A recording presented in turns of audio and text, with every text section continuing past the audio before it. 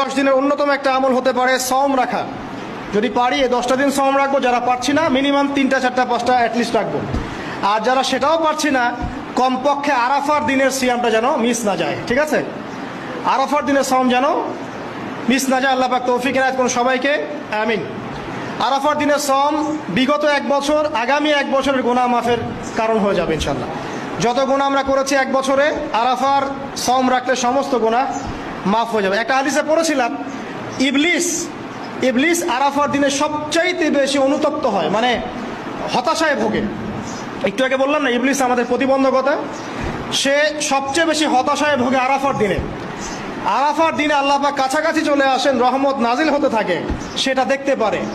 এবং আরাফার দিনে আল্লাহ পাক যত মানুষকে মাফ করে দেন এবং জাহান্নাম থেকে মুক্তি দেন, তা অন্য কোনো দিনে করেন না। অগণিত অসংখ্য মানুষকে আল্লাহ পাক আরাফার দিনে মাফ করে দেবেন ইনশাআল্লাহ। অতএব এই দিন সওম রাখতে হবে। কারা সওম রাখবে? যারা হজ করছে না তারা রাখবে, মানে আমরা যারা হজ করতে যেতে পারিনি এবার, তারা রাখবো ইনশাআল্লাহ তাআলা।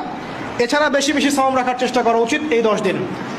ফজিলত একটা হাদিস একটু আগে বলেছি, একটা সওম আপনার কি হবে? 1 বছর সওমের নেকি পাওয়া যাবে ইনশাআল্লাহ তাআলা।